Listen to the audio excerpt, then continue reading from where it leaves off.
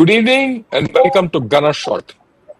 Today we're going to have a very interesting webinar on the new beginning for J&K, which is brought to you as a collaboration between Claus, CASA, and Gunner Shot. Before I say anything, I'd first like to welcome all those who are taking part in the webinar. Here they are. You see General HASNAIN, he needs no introduction. General GAUTAM Moorthy, again needs no introduction. Mr. JAVED BEIGH, who's come after a very successful round of elections in Kashmir. His smile says it all. And Mr. KULDEEP, who's been a stalwart police officer, in getting Kashmir to where it is. Good evening to all of you, gentlemen, and welcome to this webinar on a new beginning for Kashmir. Right. With this, what I'd like to say is to everyone that we've just had elections over. For the first time after a long time, we have an elected government in Kashmir, in the Union Territory of Kashmir. But having said that, there are a lot of issues still. The great part is peaceful elections, successful elections. It sends a lot of messages all around. International observers came and saw it. People participated in a great manner. People have chosen the leaders whom they want. Will the leaders be able to deliver? Will the national leadership be able to deliver? Is there a new hope for Kashmir? All these things are in the cauldron. And we're going to see from here as to where this whole story is going. And for this, we have our, four panelists. We'll start. What we'll do is, I'd request each of you as we go over, about 10 to 12 minutes, you could give your talk. And then we'll see if we can have time. We go for a second round, or we'll take questions and we'll go for it. I'll first start with General Gautam Moorthy, follow it up with Mr. KULDEEP, then Mr. JAVED BEIGH, and then we'll wrap it up with General HASNAIN. With this, General Gautam Moorthy, sir, the floor is all yours. Thank you, General Shankar. Good evening to all my fellow panelists and to your audience. What a lovely subject, a new beginning for J&K. I had seen a tweet which was a little cynical, which said, why J&K has had many new beginnings. But let me tell you, it is not the case. 8th October 2024 will go down in history as yet another important day in Jammu and Kashmir's checkered past, because this day marked the declaration of the results of one of the most peaceful elections ever held in the territory, and a first after the virtual abrogation of Articles 370 and 35A of the Constitution of India. The results, to my mind, are not as important as the fact that the elections were held with no party calling for a boycott, and with a polling percentage around 63%. Delimitation, a major exercise in itself, had taken place earlier. Although the regions of Jammu and that of Kashmir have voted differently as was expected, the high levels of animosity of the past are likely to be tempered as the people of the Union Territory, and hopefully a state soon, realize that it is in their interest to pull along together. I think the Election Commission did an outstanding job under very difficult circumstances. The Chief Election Commissioner, Mr. Rajiv Kumar, stated that the peaceful conclusion of the electoral process in Jammu and Kashmir represents a victory for the democratic spirit and showcases the resilience of the region's people. He said, and I quote, "The gesture of embracing democracy strengthens its foundation, and it is now over to them to chart a democratic journey to even greater heights." I think he has captured the essence of what this election was and what we can hope for in the future. What about the National Conference Vice President, Mr. Omar Abdullah? He said that the government will be formed in Jammu and Kashmir, and it has a big responsibility of inculcating a sense of belonging. Also, the government has a bigger responsibility of ensuring that the people of Jammu do not feel that this is not their government. He made it clear, and this is very important, that Kashmiris will not benefit from an antagonistic relationship with the BJP led central government. The burdens of expectations on Omar Abdullah is very high indeed. He understands that, and what we can glean from his statements is that he has put the abrogation behind him and henceforth will be working for the people as a head of a union territory now, and I say again, soon to be state, which is fully integrated with the Union of India. This is a huge takeaway from the elections. And of course, I will just say a few more words because I have such eminent panelists as General HASNAIN and Mr. KULDEEP KHODA, the former DGP, General HASNAIN, the former Corps Commander, and both of them have the finger on the pulse. And Mr. JAVED BEIGH, indigenous Kashmiri, is here who's spreading the message all across the world about what Jammu and Kashmir is, and what a Naya Kashmir is all about. So we are looking at some areas. I will just mention political stability, from what the statements that have come emanated both from the Prime Minister and from the likely Chief Minister of J&K. This stability is crucial for peace and development in the region. The democratic and demographic representation. Central government came into a lot of criticism, both in the domestic realm and the international realm, for not holding the elections earlier. In fact, viewers will recall that the Supreme Court had ruled that they be held before 30th of September.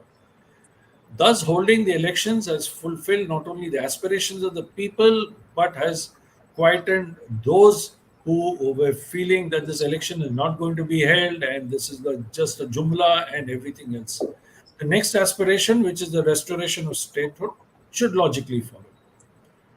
Now, the impact on national politics. You see, we have had election results both from Haryana and J&K.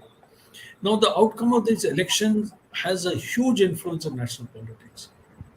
The fact that Mr. Abdullah's party is an important constituent of the India alliance will continue to strengthen the alliance and the polity as such. And this augurs very well for democracy in India. And all the naysayers who've been saying that, there is no democracy and democracy has vanished, I think these elections have put paid to such people's ideas and their utterances.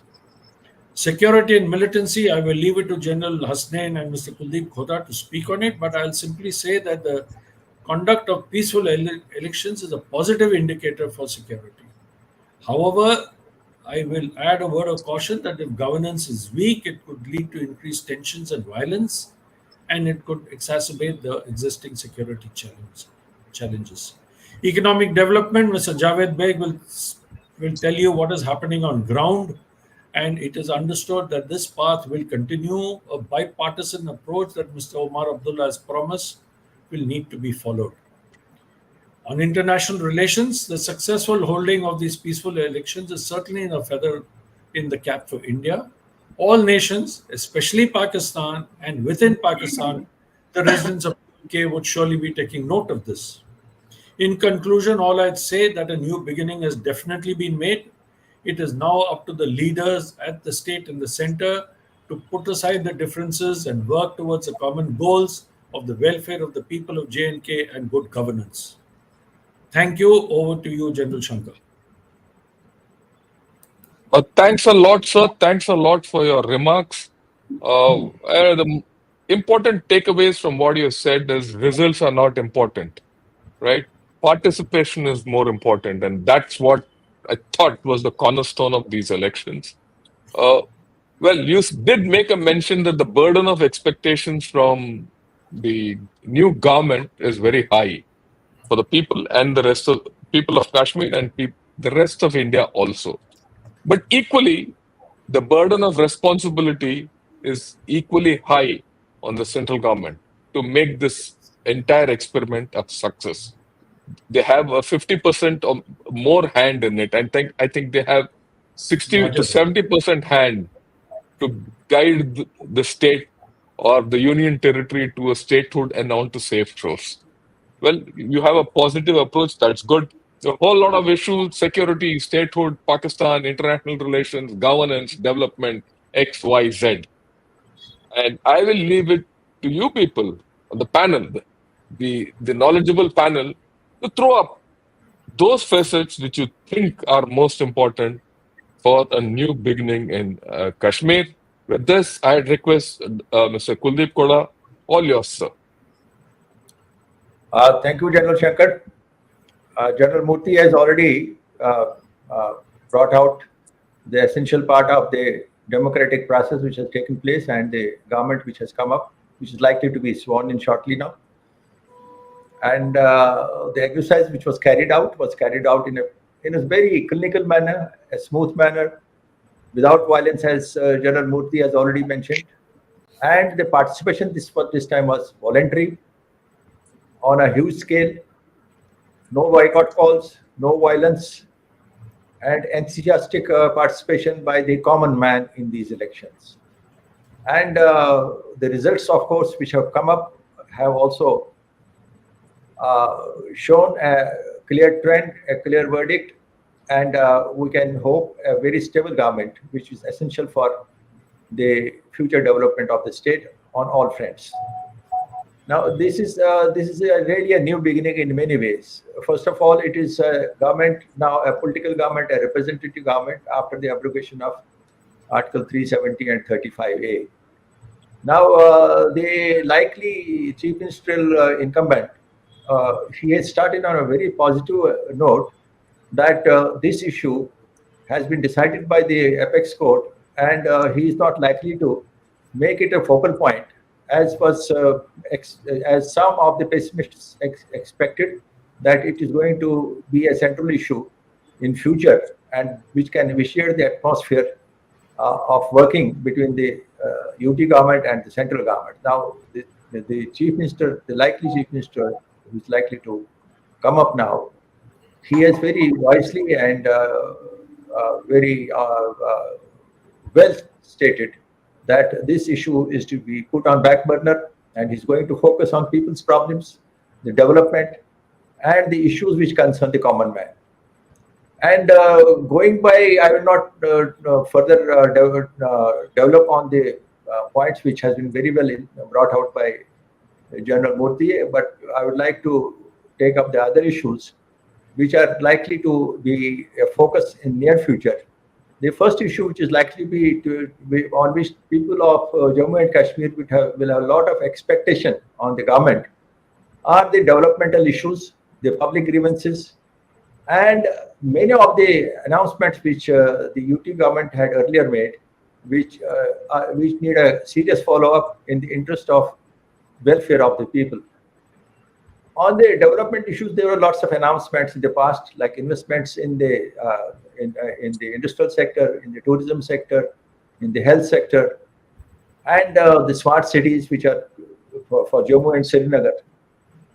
There has been not much pickup on those issues, and with the government, with the political government, a representative government in place, I think the people are going to pursue these issues through their representatives, which can result in an accelerated action on these fronts.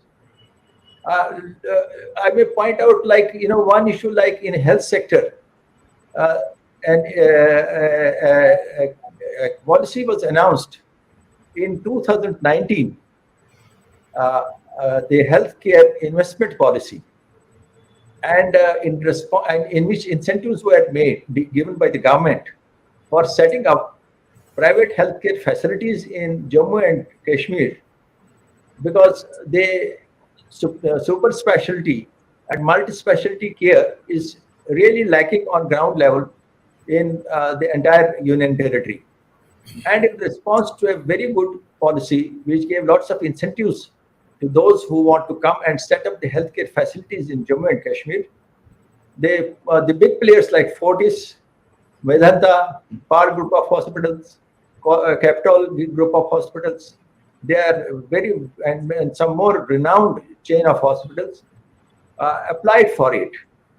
And since last 5 years, they have not been able to get any land here. And the result is that the 3,325 crores of rupees, which were given for this sector for development, allotment of land, and for development of these facilities in the form of incentives for those who set up these facilities, this has remained more or less unutilized. Now, the people of Jammu and Kashmir, expect that some forward movement will take place on these issues, and in the previous previous years, as is usually expected, that in absence of a political government, many of the issues which get routed through bureaucracy, they don't get attended. Now, people's grievances is one of those issues where they found that there was no bridge existing between the people and the government, which is the government authorities which are responsible for executing various projects for development, for welfare, for healthcare, for education, and many other policies which were announced by the government, which need to be implemented on ground. Now, through the public representatives, where the people will have easy access, I'm sure that these issues are going to be pursued on day-to-day basis, which will give a big relief in the ease of living of the people of the entire UT. So this is a very, very positive development, and people have huge expectations from this new government on this issue. On the issue of the internal security, now this continues to remain with the center, and this in a way is again a very positive thing. I think this is a win-win situation in which we are right now. Previously, prior to it, the local police was under the state government, and later on under the UP government, and after the and now after this restoration of the political government, the police is now going to continue to remain with the Union Home Ministry. This will give a centralized push in the day-to-day activities, day-to-day operations of the security forces in maintenance of internal security. The security forces have worked a lot during past years, which has enabled a sort of complete peace in Kashmir Valley. And when Pakistan felt frustrated, they tried to activate Jammu region, in which also they have failed, mainly because of the sacrifices made by the security force on the ground. And all of you know it, and the people of Jammu and Kashmir know it very well, as to how the peace has been established.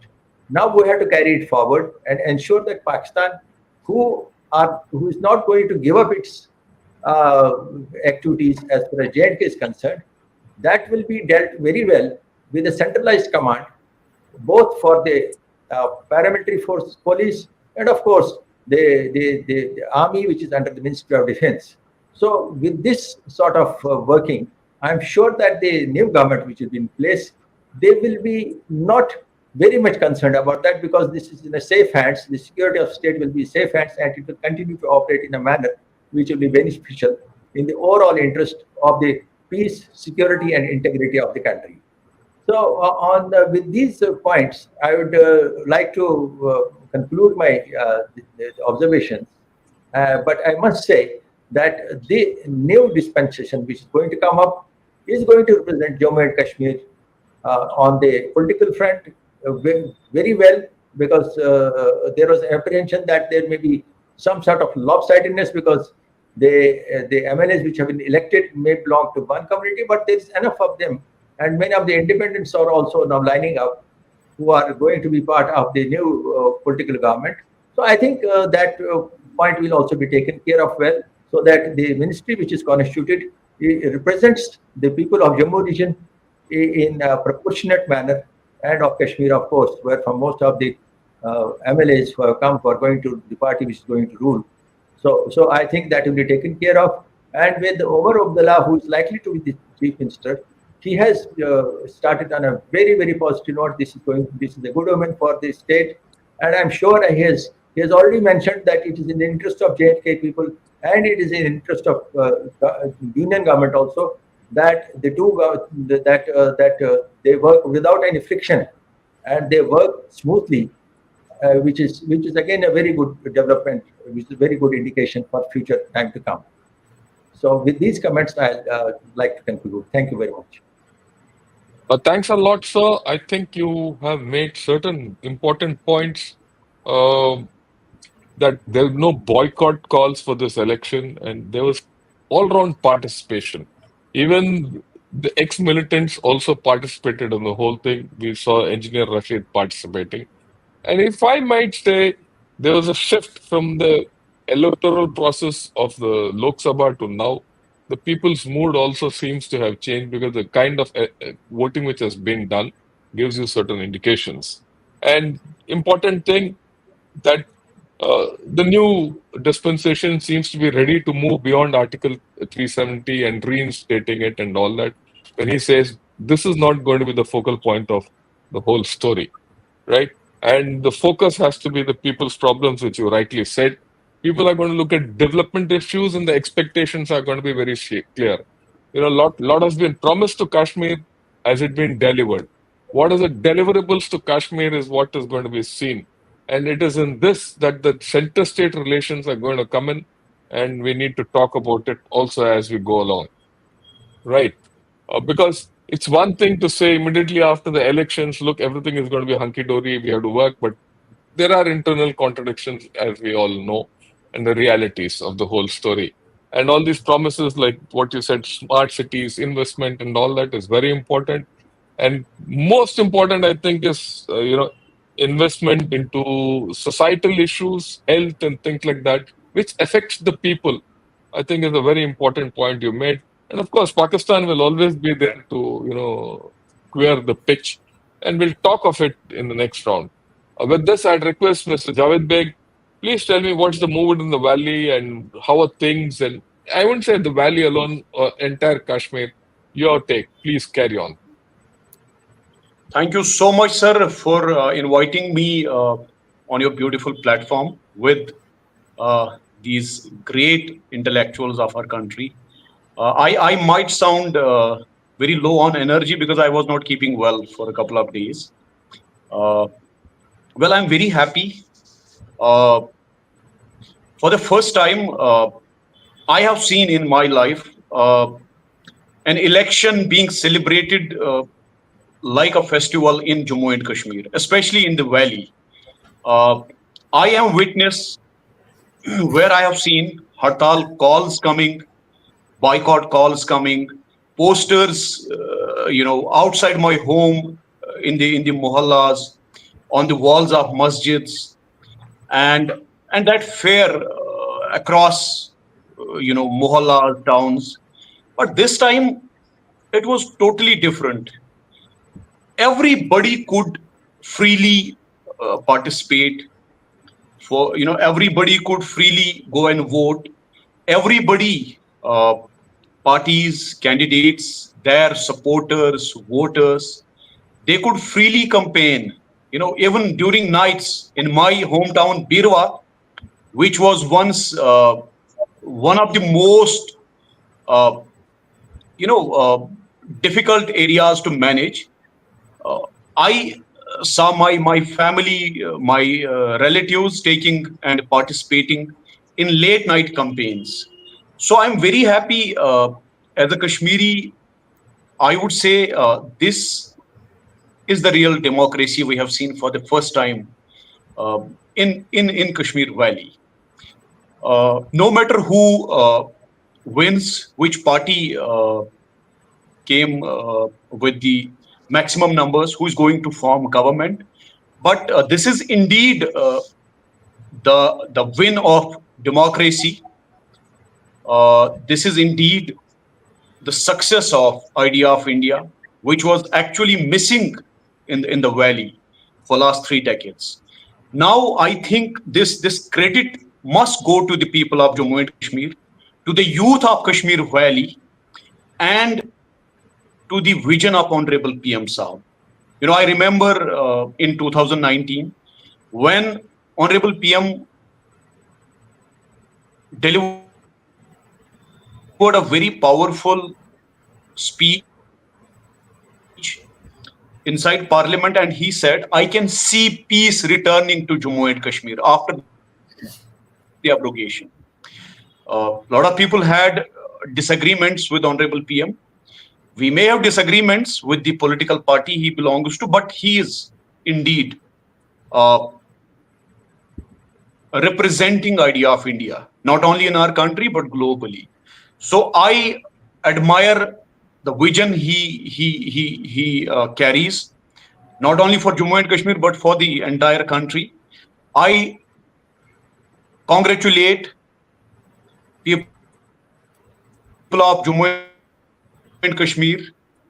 I see this as new dawn over Kashmir.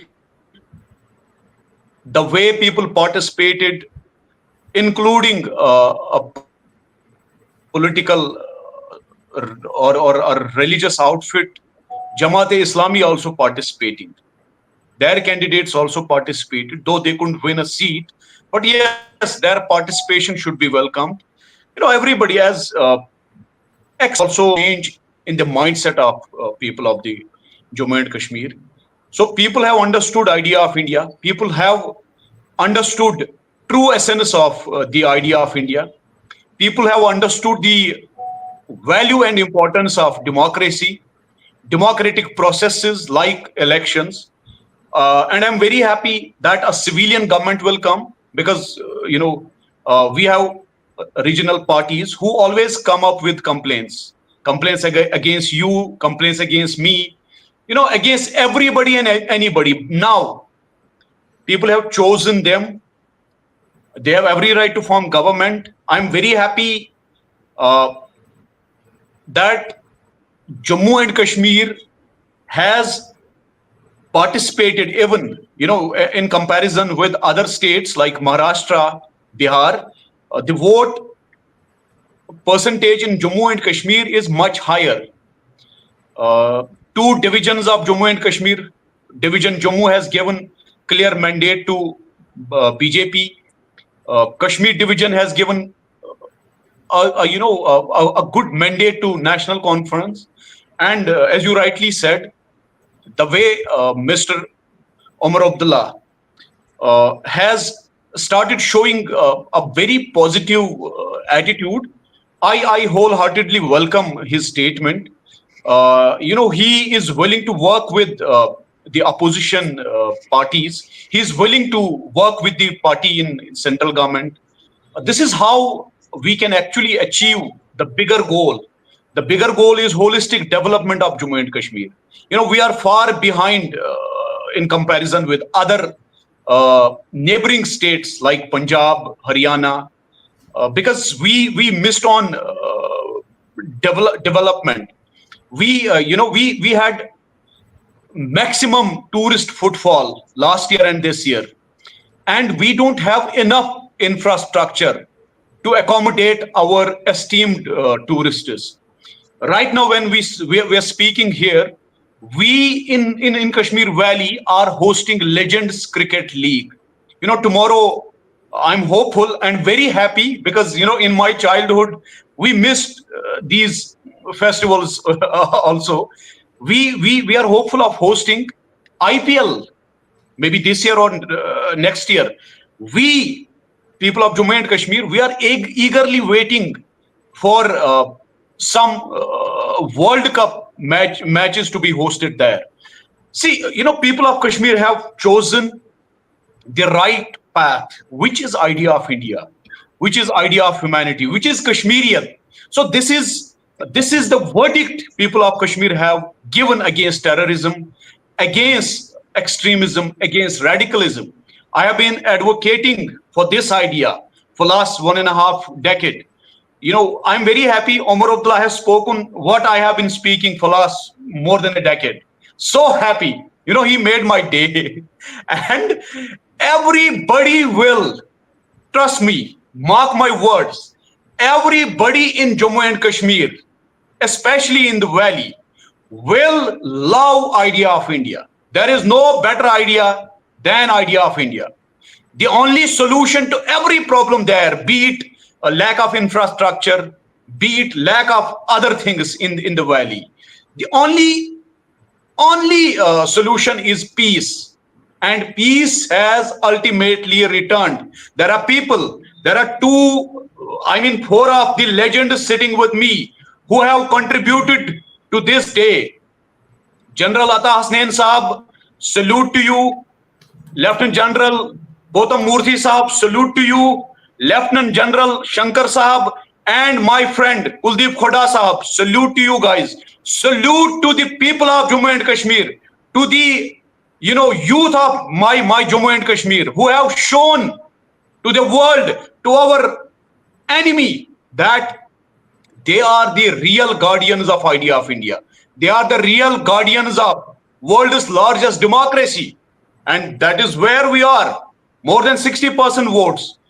Not a single incident of violence. Not a single incident of stone pelting or that fear factor. Free and fair elections. This is Naya Kashmir.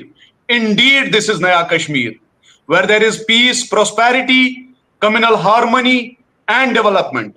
यही तो हम सब चाहते थे. Yeah. Thank you so much, sir. Oh, thanks a lot. Thanks a lot, Javed. That was very, very emotional and straight from the heart. I mean, for everyone who's seeing, actually, I don't have to sum up what he spoke. His feelings were very clear as to where Kashmir is going. The happiness of being part of the idea of India, in line or on the same level as rest of the states of India, and that's, I think, a very important message he brought about. Then he brought about a thing which we will get back to him a little later. He spoke of youth. And he's not spoken enough of the youth factor. We'll get back to him on this issue, right? And then he spoke of tourists, the lack of infrastructure there, and the great hope that IPL will come, and and the fact that terrorism, radicalism, etc., have all been defeated. I think he's represents a large amount of expectation of the people of Jammu and Kashmir, and the happiness which is put across to all of us is great to hear and great to feel, but equally it places a huge responsibility on everyone to respond to that happiness. Tomorrow it should not go back into despair like it was once some time back, and we'll talk about it. Because unless we see the pitfalls which are coming ahead, we will really not be able to sustain this happiness. Sustainment of this happiness and hope is, I think, a great issue. With this, I request General HASNAIN, sir, your take, because you had long innings in Kashmir and you've seen Kashmir through the worst of times, and I think you need to talk of it in the best of times. Thank you, Jan Shankar. Jai Hind to everyone. Compliments, congratulations to the people of Jammu and Kashmir. Compliments, congratulations to the people of India.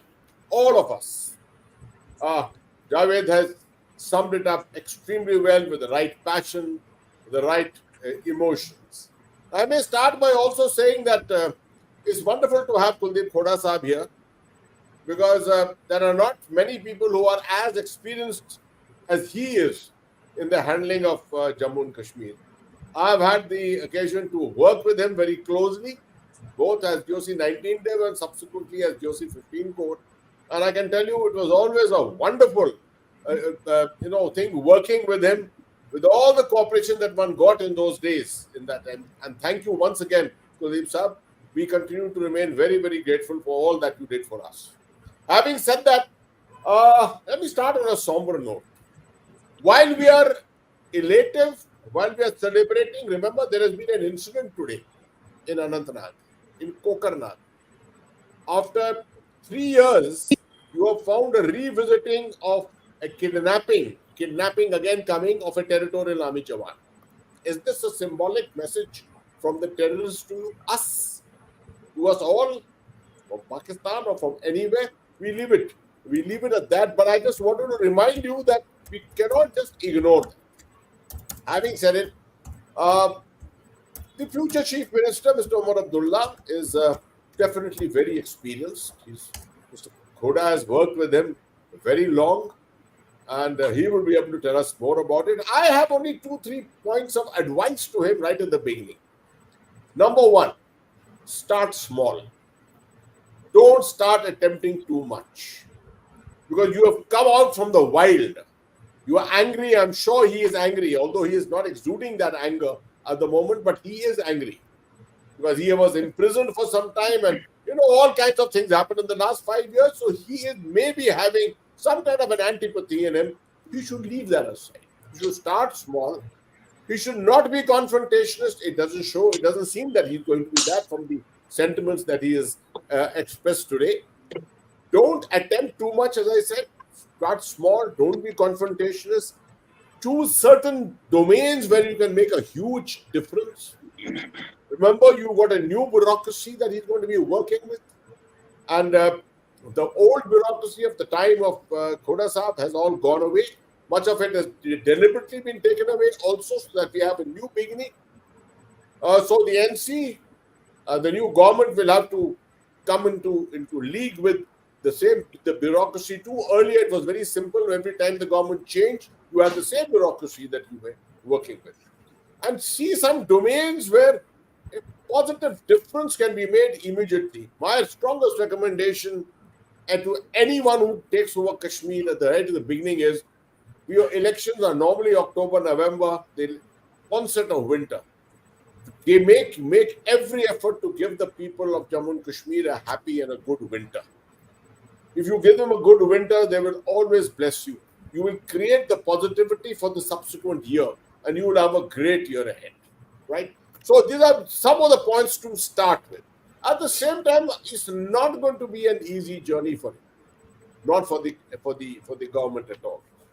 You see, all kinds of obstacles are going to come up, not immediately, but I'm sure as we go along. Governance challenges have already been spoken about by KHODA Saab just now. The NC is used to having the power in his hands to govern. Now that power is not there. We are looking at a slightly different dispensation. I tend to agree particularly on the aspect of security. Other issues are always debatable, but on the issue of security. Although the National Conference, the government of the National Conference have earlier handled security with a fair amount of competence, but I think this time now, after 5 years coming into a completely new environment, they need to transit into it. So we'll see as and when statehood comes and everything is restored again. Statehood is going to be a stumbling block for some time. I hope that the impatience does not get the better of the government. Because what they must demonstrate is the willingness with what they have at the moment, the willingness to work with it, automatically everything positive will come their way. I'm sure the central government has no reasons to prevent things from happening. The government at the center at the moment understands that now a fair and free election has been held. Democratically, the government is going to be in place. In due course, when it is possible and it is correct, they will hand over full power back to the government.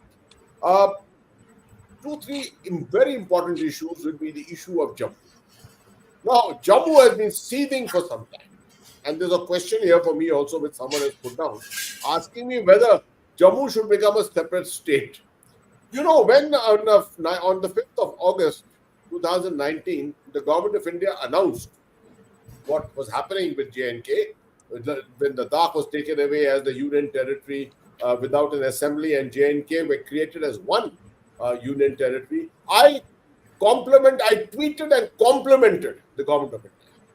Someone with very deep thought, and I'm sure Mr. KHODA will agree with me, someone with very deep thought had looked at this angle. Otherwise, it was the simplest thing for the government of India at that time to trifurcate. You had 3 national regions. You had the Great Himalayas, which are separating Ladakh, Zanskar and Great Himalayas separating Ladakh from Kashmir, and you have the Pir Panjal and Kishtwar separating Kashmir from Jammu. Ideal natural regions, natural divisions have 3 states, so 3 union territories. Someone with a lot of sense didn't do it. They knew what an interdependence, the amount of interdependence there is between Jammu and Kashmir. Only if you have lived there and you've served and you worked there, you realize how the people actually depend on each other. lots and lots of business activities, particularly the Vyapar Mandals. That is why I always used to recommend, and I would always recommend to Mr. Omar Abdullah, that one of the things that you must work on is the greater integration of Jammu region with Kashmir region. You see, let cities adopt each other. Let Udhampur adopt Baramulla. Let Anantnag adopt Samba. Let the adoption of people takes place. In different domains, let people keep meeting each other from time to time. Instead of sending large tours all over the country, send tours from Jammu to Kashmir and from Kashmir to Jammu. Because people of Jammu and Kashmir are not meeting each other sufficiently. They have to have the right sentiments for meeting. If you live with negative sentiments, you don't progress as a state. And no one will rule. For example, no one in Kashmir will rule something which is being given as a right to the people in Jammu. And similarly, the people of Jammu will not feel that about the people of Kashmir. That is the kind of positive environment which has to be created. Otherwise, I can foresee that there will be sentiments, because Jammu will feel that once again, the government is that of majority of Kashmir. Now that feeling must not come, and Mr. Omar Abdullah, I think to his credit, has already made that very clear, that this is not something that's going to happen. This is something in which he's going to work very, very hard to ensure that the people of Kashmir are taken on. Having said that, it's important that for example, I'm very happy to see that we had parties of like the Engineer Rashid's party, we had the Jamaatis even as independents, whatever, everyone participated in India's democracy, there's no doubt about it. What very clearly came out is no one is there for radicalization. No one is there for radical ideologies and radical thinking. Although that may exist in pockets here and there, and that itself acts as a danger. But as a system, radicalization does not seem to be a very popular issue in the valley. It's happened in Pakistan also, if you see. Most times you always found that while the Labaik may be able to paralyze Islamabad or Rawalpindi, when it comes to the hustings and comes to the polls, the people don't vote for them. Something very similar has happened in the Kashmir Valley. Distribution of resources between Jammu and Kashmir, this has always been a sticky point in the past as part of governance. This is something on which Mr. Abdullah must also work a fair amount. There will be temptations to raise these kind of issues politically, demands from time to time. I fear that with a very large footprint of the National Conference in the government and a very small footprint of the Congress, there will be a little pressures on the National Conference from time to time to probably raise certain issues, to embarrass the central government and things like that. For example, something like AFSPA, Armed Forces Special Powers Act, and things of that night. Article 370 itself, Mr. Abdullah has said that is not immediately on the table. On the table is statehood. That's the most important thing for them. These are the things to be kept in mind and not to be taken into the sentimental domain. To come to the main subject of mine, that is security. What are the recommendations I make to the security forces and to the government? How do I feel? How do I see security emerging, progressing beyond? I've already sounded out that symbolically an attempt has been made to send home a message with the action which has been done yesterday, today in the Kokarnag area. It should not become bigger than that. The fact that the separatist, terrorist Pakistan could have done something much bigger, it does show that actually their capability to do that does not exist in the Kashmir Valley at the moment. So they will go for small acts. There will be several small acts that they will go for. And that is something we have to be very careful of. The intelligence agencies, the CID of Kashmir, all of them, they are very, very competent and they must get their act together completely. Money circuits. In the run-up to the elections, also money must have come in. But money is one thing which has dried up in the valley as far as the terror financing is concerned to a very great extent. This is something on which emphasis and focus must continue. What the NIA did from 2017 onwards. In the last 5 years, because of central rule, this issue has been very successfully taken to a much further point. Now with politics coming in, grassroots level politics coming in, etc., money can enter by all different directions, from different directions. This is something we have to guard against, and I'm sure the intelligence agencies, the NIA, and the Jammu and Kashmir police will work double time on this particular aspect too. As far as Jammu region is concerned, what is happening in the Jammu region?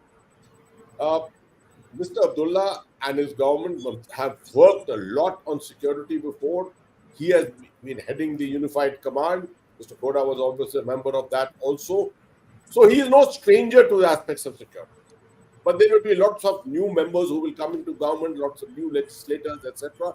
It will be good if the security side is also taken up as a part of the briefings to the new government, which means to the legislators also. Because otherwise you find all kinds of strange demands coming and people not understanding the compulsions of security, which is, they are very, very peculiar kind of compulsions which take place in Jammu. Particularly the restrictions which you place from time to time. After all, in a slightly abnormal environment, I won't call it a completely abnormal, but slightly abnormal environment sometimes, you do find once in a while controls will come up on the population control measures may be placed, etc., and demands on the political community then start building up on this. This kind of pressure should not build up on issues related to security. Drugs is another domain from where money flows in, so that again must be in the vision of everyone and the focus of everyone. Also, the outreach program, you spoke about youth just now. General Moorthy also spoke about it. General P.R. Shankar spoke about it. JAVED spoke briefly on it. Let me emphasize, in the last 5 years, one of the biggest achievements which has taken place under governor's rule has been the outreach to the youth. Most people would agree with me if I make the statement to say that Jammu and Kashmir has not seen a whole of government approach to the extent that we have seen in the last 5 years. Everyone played his role in governance, etc. But on the security front in particular, everyone has played his role in the last 4-5 years. And when I say security, even the aspect of outreach to the youth actually is a part of our overall security strategy. So there must be no dilution in this. As I've already mentioned, we must have greater integration between the two regions, that is Jammu and the Kashmir part, which is a very, very important aspect. Particularly those communities which could get affected. For example, one can suspect there can be some disaffection among Gujars, there can be some disaffection among Paharis, etc. Not a chance should be given to this to happen. Outreach must take place, which means that now that you have a political community which is there, elected political community, lots and lots of meetings on the ground must be organized. The politicians must go down to the ground, listen to the complaints, listen to the grouses of the people.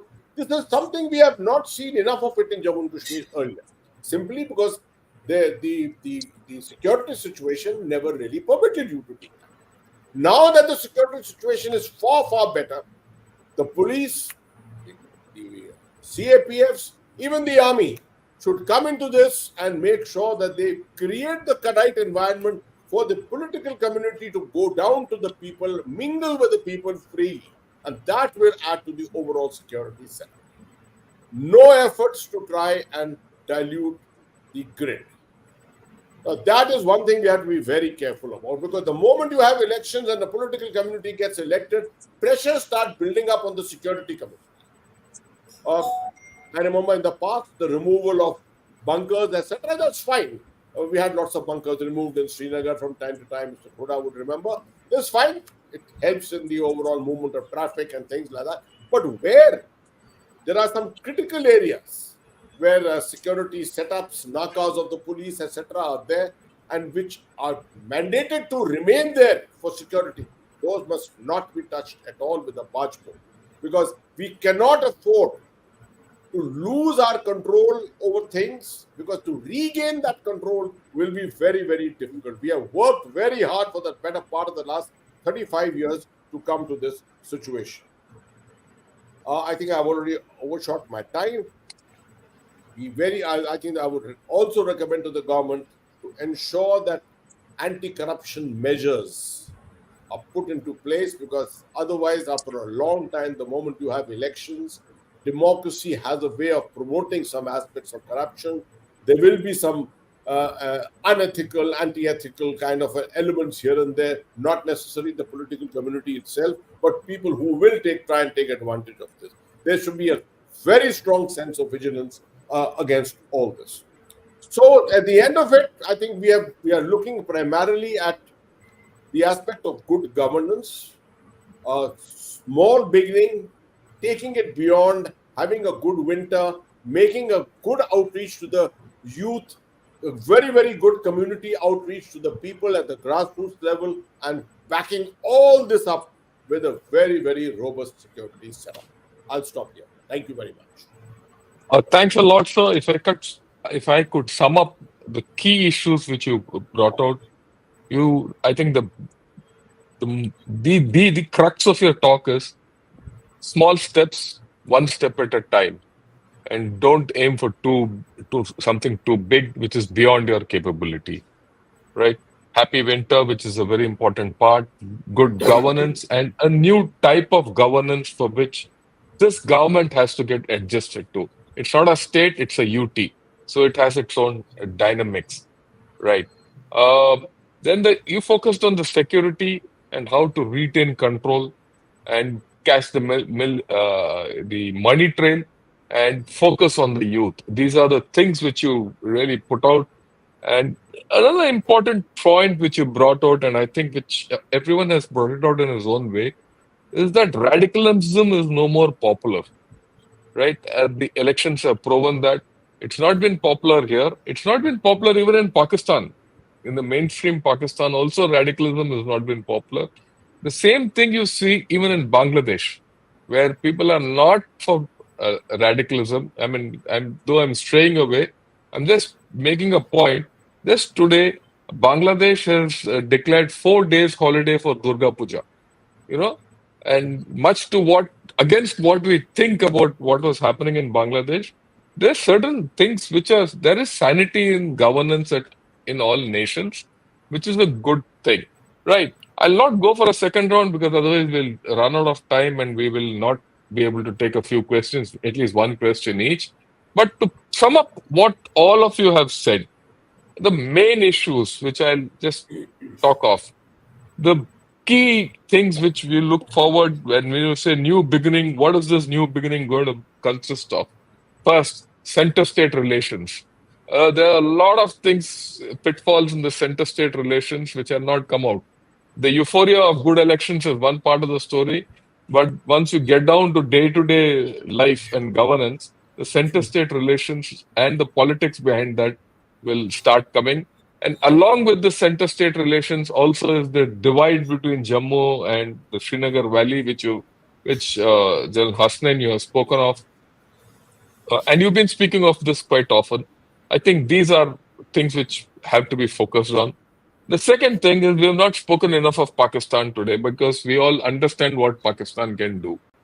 And Pakistan will, make it its prime objective hereafter to disrupt, whatever normalcy is there to take it back. It'll do its best to take it back to old days, right? On that is critical for the existence of Pakistan also. As much as it's to disturb J&K, it is critical for their existence and for the survival of the army out there. The Kashmir card cannot run away, so they will continue with it. Right. Then the issue of eventual return to statehood, right? It's okay now that we go with this kind of a union territory kind of an approach for maybe 1 year, 2 years, but at some point of time down the line, statehood has to be taken over, right? And then, of course, the major thing, youth. While we have made a great beginning with the youth, I will say only a beginning for the past 2 years, and a lot of good results have come out, like what Javed has said and what everyone has said. The youth have responded tremendously to this idea of democracy, the idea of going forward with the rest of India, right? And as a state shoulder to shoulder with, or a region shoulder to shoulder with the rest of India, which is great, right? But how do you build on this so that the next generation, the last two generations in Kashmir we have lost, how do you save the next generation from not going back there but looking forward is important? I think where there, what Javed has said is important, have IPL and things like that, which catch the popular imagination in India should come to Kashmir. And I see no reason why they don't come. And of course, what Mr. Kuldeep KHODA said about getting health care and things like that, right? If I can have Apollo, I have a choice of 10 super specialty hospitals in Chennai. In fact, I will say every locality here has a super specialty hospital. Why can't it be there in, in Jammu and Kashmir? And in fact, I will say even take it to Ladakh. So these are the things which are important. And last but not the least, security. Our security grid cannot be devalued, it cannot be diluted, and this security has to, be continued for some time. As from a security perspective, I think we should have no change in the way we do things from what we were doing for the past 1-2 years, and it should be a gradual transition, right, rather than abrupt removal of the security thing. And I think everyone understands this. I think we've had a great session where everyone has given his views out. Uh, I will put out a few questions and we'll take it up from there, sir. The first question, Akash says, it would appear that the CM designate has. Oh, Just put it up. I'll put it up. Appears that the CM designate has expressed a desire to have a corporate relationship and dynamic with the central government. This bodes well for J&K. Your views, Mr. KHODA, your views, please.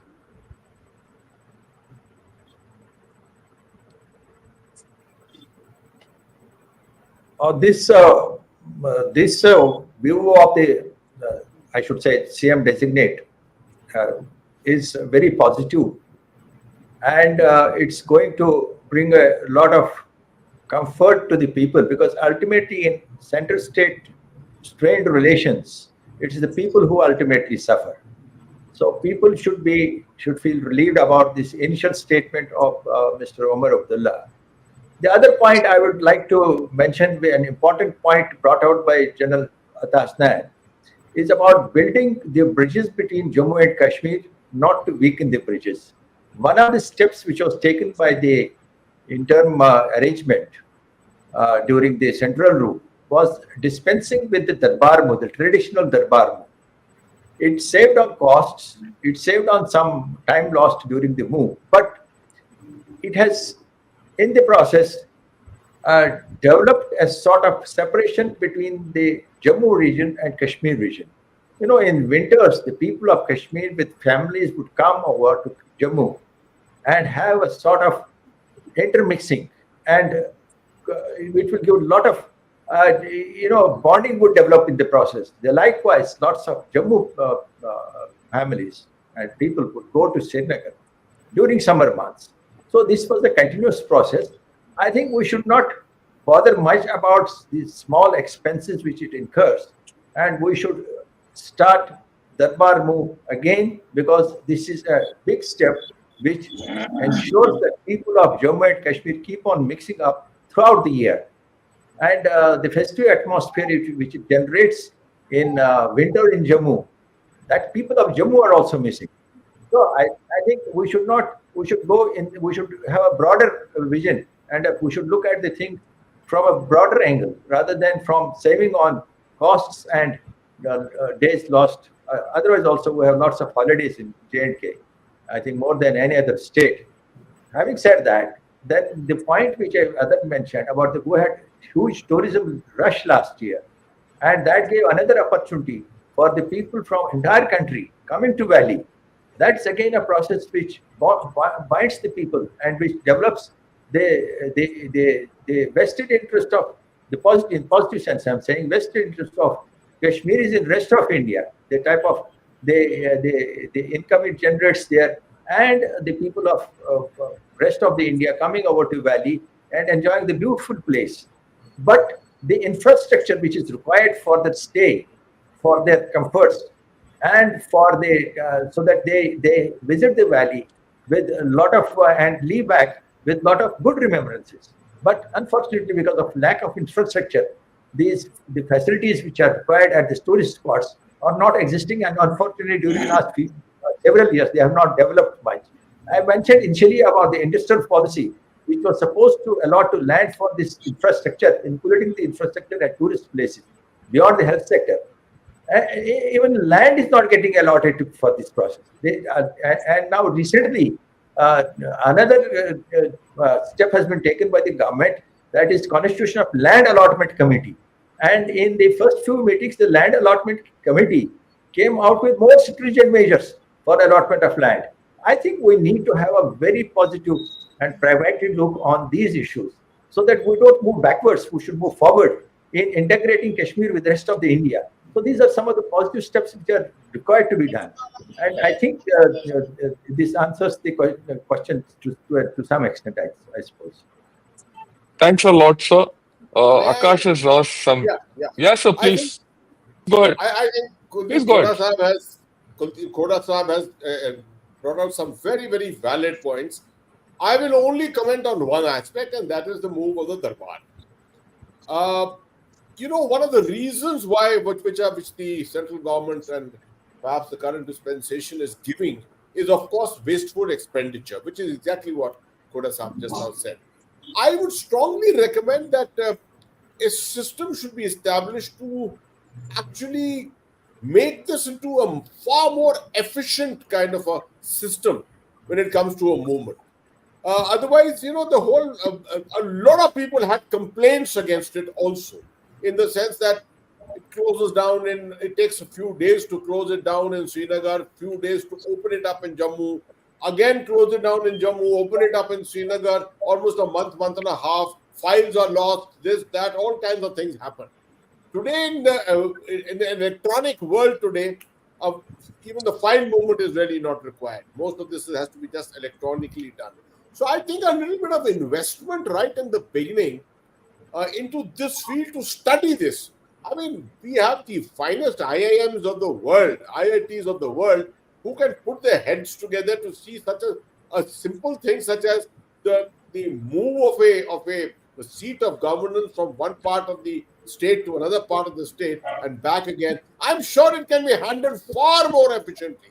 And I entirely endorse what Khoda Sahab has said, because actually it helps in the integrative process between Jammu and Kashmir. Yeah, thanks a lot, sir.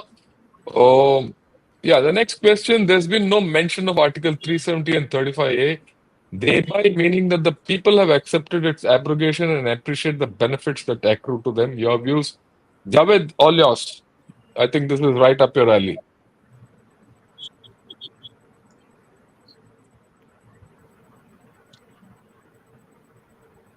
Absolutely, sir. This is how people have to get integrated. I keep saying the sustainable and permanent integration of Kashmiris with the rest of India was possible only after this Article 370-35A abrogation. Because more than an article, it was a psychological barrier. This was created by some sub-regional or sub-regional political parties to serve their vested interest. It was not serving people of Jammu and Kashmir. It was actually a boundary between the overall development of this Jammu and Kashmir. It was a boundary between Kashmiriyat and idea of India. So Kashmiri people have given their verdict. They have understood the valuation, which is social. I call it a psychological and social integration. So this was need of the hour.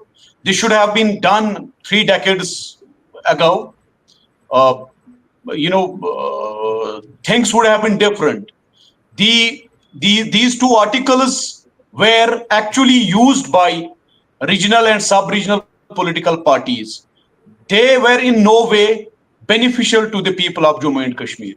The death, destruction, chaos in Jammu and Kashmir, uh, I somehow hold these two articles also responsible. There are many reasons, but these two things were also responsible. Second, as a Kashmiri, as a Kashmiri Indian Muslim, when you ask me about Article 370, 35A, when my ancestors, when Maharaja signed instrument of accession with the idea of India, they were absolutely right. They joined a bigger idea. When we take a look at another idea, which was based on the basis of religion, that idea failed in 71. That idea is failing every day. And idea of India is being looked by whole world. Idea of India, when I go abroad, the respect our passport carries, the respect Tiranga carries, I cannot even say in words. This is what Kashmiris have understood. The Kashmiri youth of today is totally different from the youth of 90s. Kashmiri youth are with ocean of experience and export, presenting India at global platforms. Kashmiri youth are representing Kashmiriyat at international platforms. They have understood and they have actually accepted the change, and change is the law of nature. Nobody can stop change. This is a natural phenomena. So as a Kashmiri, as a resident of Jammu and Kashmir, as an Indian, I accept every change which helped us to re-establish peace there, which actually helped us to see Naya Kashmir. I'm so happy. Thanks a lot. I think that was quite appropriate. Sir, this I'll get back because this is a question this gentleman wants me to ask you. And he says, ask General Atta HASNAIN, there have been a lot of debates that Jammu should be a separate state. Do you agree on it? Your views, sir? And there's a similar question down the line, which I will again, I'll flash.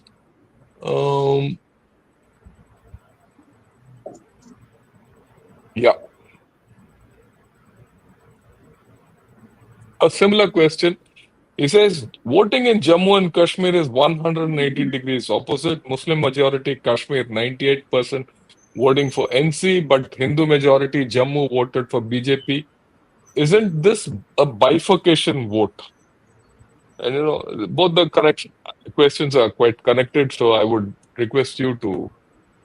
See, I would respond to this simply by saying that 5 years down the line is still not too much time. Sentiments and emotions are still very much alive, and we don't take national decisions on such issues by looking at voting patterns. Would we want the two nation theory to be promoted here? To say we are two separate nations?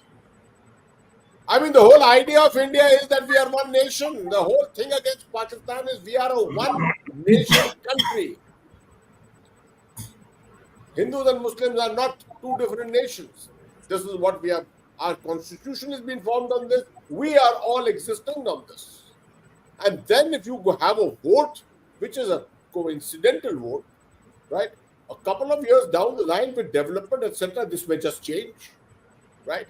This is at the moment because aspirations in Jammu are high, aspirations in Kashmir are high. Everyone is looking for his own faith-based, ideological, religious space, which inevitably happens in any conflict situation, which is the thing which has been exploited by Pakistan across. You want that exploitation by Pakistan to be successful. You see, you're playing into the hands of your own adversary, who promotes the whole idea of two nations. So look at it from this angle, for heaven's sake.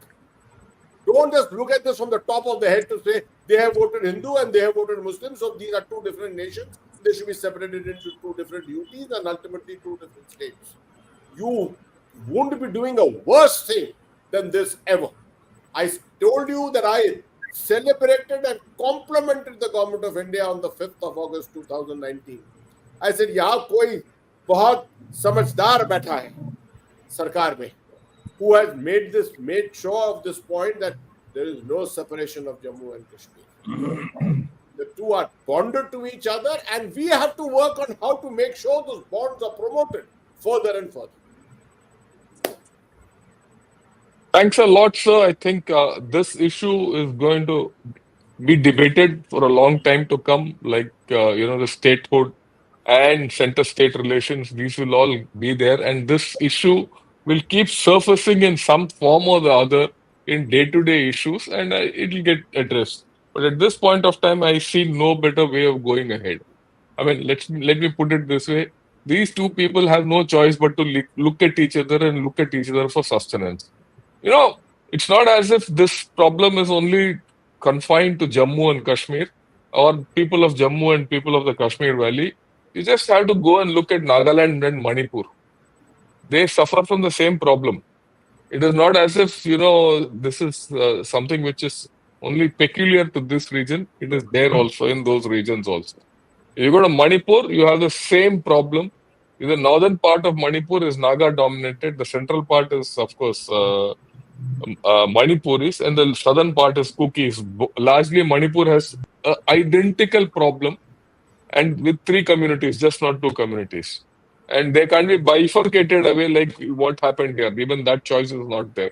They have no choice but to live with each other, and they're not living with each other. So, that's a bigger intractable. I mean, for those of you, today we are focused on Jammu and Kashmir, but when you look at Manipur, that problem is even more complex than this. And I think the government of India over a period of time knows how to handle this, and the forces know how to handle the subterranean issues concerned with this whole story.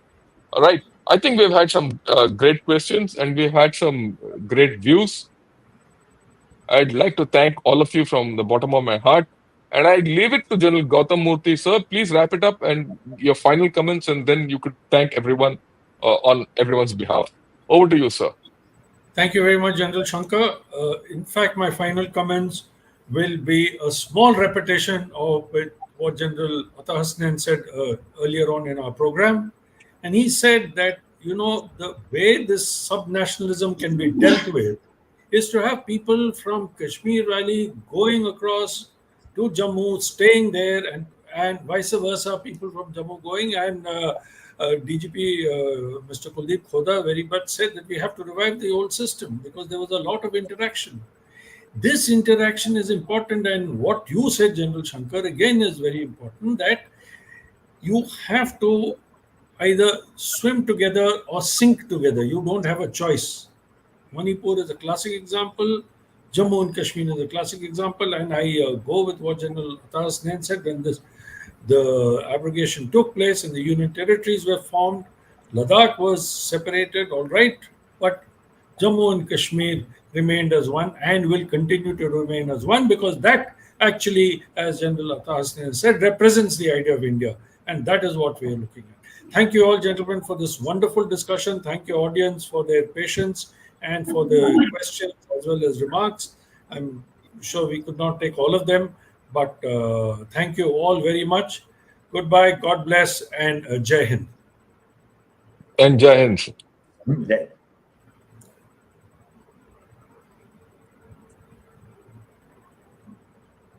Great discussion.